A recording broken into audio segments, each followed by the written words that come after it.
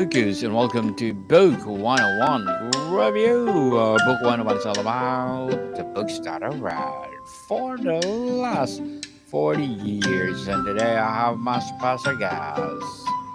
She is a Hollywood hair designer for 50 years with 120 A-list credits his and her new memoir, Continuity, no other than Miss Bonnie Clavering.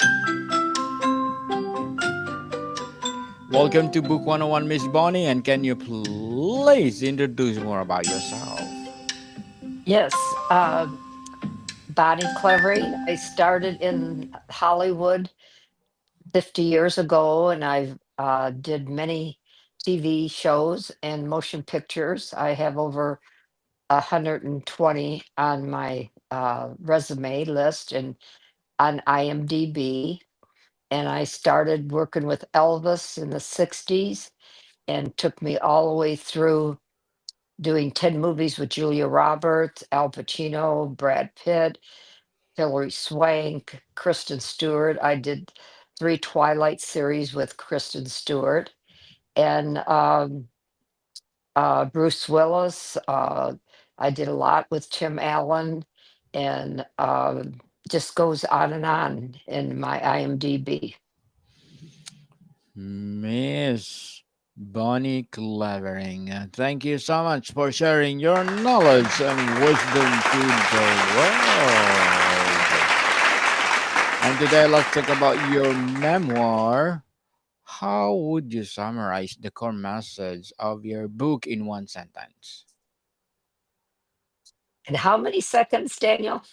In one sentence. In one sentence. Yes. It's a collaboration of my life and also my career in Hollywood. Who is the ideal reader of Continuity and what do you hope they take away from it? Well, I think most of all is how I got started.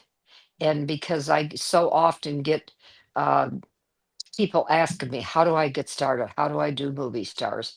So it's a process of how I got started, but yet how I raised a family and was married and balanced all of that, which we know is difficult to work and raise a family too. And I really didn't do a lot of traveling while the children were small. And it wasn't until I lost my husband when he was very young, 55, and the children were in college. And so then I just travel. I've traveled the world with my movie stars. Travel the world indeed. And the title suggests a focus on life after death or legacy. Can you explain what continuity means in this context? Okay, especially in filming, continuity is very, very important. For instance, if I had Julia Roberts outside filming in the snow or the rain or the wind, and maybe we didn't film the interior, her walking into the door, maybe for 2, 3 months later. So I would have to take pictures of the front of her hair, the right and left side, and the back of the hair. So days, months, weeks later, then that hair had to be matched, the same texture, the same curl or straightness or scarf on or whatever. So and even with the men, cleaning up their sideburns and their neckline. And even if, like Brad Pitt had a very, very short haircut in Mr. and Mrs. Smith, but I kept it trimmed so that it always matched in the sideburns and never hair on the neck. So throughout, if no matter who the actor or actress is and their style hair, it has to keep. but then we might have many changes through where one day seeing she might have a ponytail, the next time a French twist, next time straight or right out of a shower. So with all the different hairstyles in a film, then I would have to take all these pictures and keep them in a notebook and then refer back to them on, even though it was a certain day of the script, it may be 8 in the morning in that day of the script, and it might be 10 o'clock at night, and what transpired in between. So, and then also just having the continuity in life for me was raising a family and having a husband. What well, I didn't have the children right away, but having a husband and keeping what I should love to do is cook and take care of my man. And when the kids were old enough, when I started back to work, to have that continuity in life, that balance. So it kind of is two different subjects in a way, home and the book, but it tells you in the book how that all developed throughout my lifetime. Let's talk about the themes and concept. One key theme seems to be the idea of life extending beyond physical existence. How do you explore this in the book? Uh, what how it extends beyond the credits? Yes. It's yes. Um, well, and that's where it comes in is letting that at home and letting it at work and then extending it from, or maybe I'd have 2 3 months in between films and having just the continuity of life, the schedules and whatever, even as a single woman after my husband passed away, is keeping balance and continuity. And that can be in your home, your eating particular schedule, everything. And so I think the continuity is important for all of us in our life, even whatever career you're in also. Do you believe in afterlife, and how does belief shape books narrative? Oh, I believe in afterlife. I'm a believer, and I do believe that. So how do you address grief and healing in continuity? Well, I believe you have to go through the grief, and for some people, it takes longer than others. And I, when I was in my grief time, I I couldn't hardly function, and because my husband's death came very soon and short, and I the grieving process just has to happen, and no matter how I would tell someone, which I wouldn't, but it just works different for different people. And finally, uh, after about 6 months, then I thought I need to go back to work. Just I can't stay home and grieve all the time.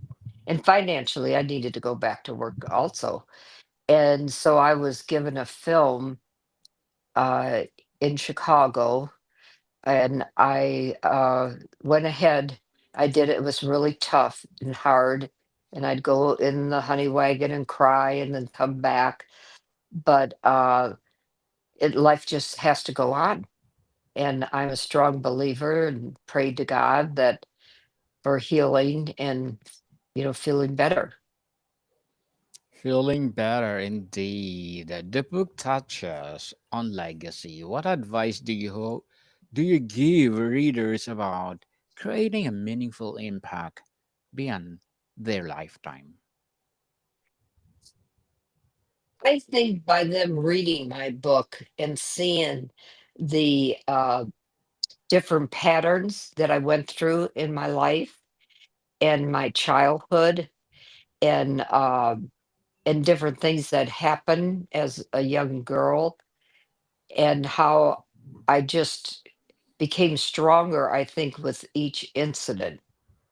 And I was raised where we didn't have hardly any money, and I was raped as a teenager, and I struggled with many of the things, but yet I believed that I was going to do something with my life because I couldn't go through going through the some of the pain I went through in my life. And I was just more positive and I wanted to make something of my life. Couldn't afford to go to college and I had no intention even if I could because I wasn't a great student. And so I went to beauty school and I think through that I did well I first went and was an airline stewardess after high school and I only flew for a couple years, but I modeled for Delta Airlines and was in some of their books in advertising. And then I didn't care for that much, and I used to get airsick all the time. And then I went to beauty school, and I did excellent in beauty school. But I mean, the top of my class for every category and so after I went ahead and start working in a salon, I end up working with wigs, which and that's one of the big things in the film business. And I just loved working with wigs. And of course, the wigs I worked with in Hollywood, these are like now they're like $10,000, $12,000 wigs, and they're all individually, every hair is hand tied onto a fine net. So the hair looks like it's just grown right out of the scalp. And it was just such a challenge to learn that. And it was so different. So that's, I think, too, because I did well in that. I think that helped me get in the business even quicker because I was so willing to learn and I loved doing it and I did a good job. So my name got around pretty quick. Miss Bonnie, as a hair designer and author, what are your short term and long term goals? What are my long-term goals now? Yes. Um, well, I retired about 7 years ago, but then Jennifer Aniston called me to get me out of retirement, and I did a film with Jennifer. And then I quit because if physically, it's not an easy business. The hours are, I mean, a 12-hour day is a nice day. And I remember the last film before I had done Jennifer when I was retiring. I was in South Africa with Hilary Swank, and we went to work at 10 in the morning and got home at 6 in the morning. And I did a film with, well, I did several films with Oliver Stone, Board on the 4th of July, JFK, and so on and so forth, in any given Sunday. But we worked a 24-hour day the last day of filming with Oliver. And so the hours just and because I'm right-handed and everything I do is with my right hand, is I mean, I had to have knee replacement on my right side. I had a shoulder replacement on the right side.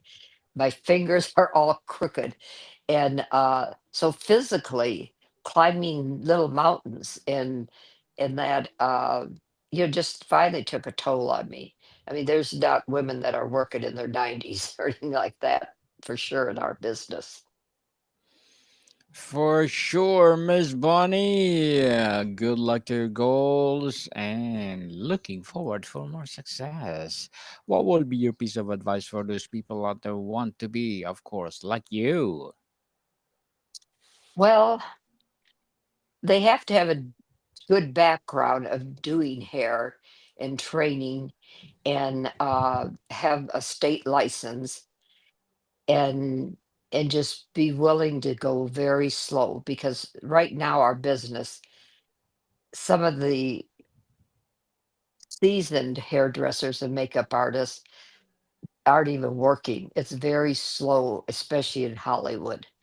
And so it's really difficult now for someone. But if they just get so much experience just doing hair, and if they have the opportunity, they could work on wigs anywhere, and then just try to get hold of someone or have a friend in the business that can help them through it. Well, thank you for that advice, Miss Bonnie. And can you please recommend a book or books that influence you, Johnny? That influenced me. Yes. Yes. Um, I always liked reading like autobiographies. I loved reading about people, not stories as much, like Jacqueline Kennedy, uh, Rita Hayworth.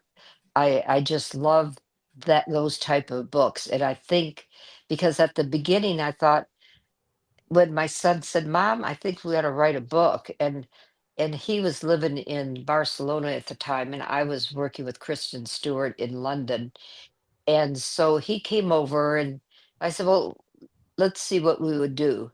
And so he start writing, and then I'd go to work 12, 14 hours, come back, and then we'd talk about it and everything, because I thought, who would be interested, in it? And then we kind of let it go for a few years. And I think the stories in my book, I think people will find interesting, because like there's a story when I worked with Elvis, some of the pranks I pulled on him. But I think most of all, because I had an infertility problem, Nancy Sinatra had given Priscilla Presley a baby shower at Nancy's house. And I was invited. There's just about 12, 15 women there. And halfway through the shower, Priscilla and I stood up. Nancy had both of us stand up. And it's an old Italian wives' tale to rub your hands on the pregnant woman's stomach, and it's supposed to bring you luck. That was the month I got pregnant after trying for almost 3 years. And so I just have so many things in the book, and all the cooking, how I've got my recipe of sausage biscuits and gravy in the book, and it has the recipe and all the actors that I've cooked sausage biscuits and gravy through the years. So there's just in the book there's 1,800 pictures, all kinds of pictures in the book of continuity. And it's not a tell-all story at all. It's just all about movies I worked on and how I got in the business, and all the wonderful circumstances that I'd been in, and some bad, some good, bad, and ugly. Well, thank you for that recommended book, Miss. And before we wrap up our discussion for today, I'm inviting you to please do listen to my other podcast, people. My other podcast, because my abstract essay is already in fifth season, abstract poetry in second season, and my book 101 review in fifth season too, comedy 101 in second season, and my food 101 in fifth season as well, and geography 101 in fourth season, and my baby podcast Law 101 and Mental Health 101, Love Letters in third season, and Movie 101 Review and Music 101 in fourth season, and Science 101 and Sex 101 in its first season. Please listen to them wherever you listen your podcast. So, Miss Bonnie, if continuity were adapted into a film or documentary, how would you want it portrayed? I think I think the seriousness of, how I got started and my background, and I think the fun times, I think there'd be a variety of everything in a film. And I think maybe someone like Natalie Portman would be a fabulous person to portray me. And she's a wonderful human being, and I'd like to see her in certain segments of it. Certain segment for sure. And Miss Bonnie, thank you so much for sharing your memoir to the world. So can you please invite our listeners to support your memoir itself?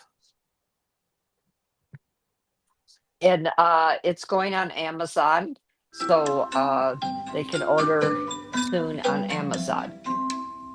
Yes, people, let's support Miss Bonnie Clavering because if you support her for sure, more and more and more empowering books like this to come.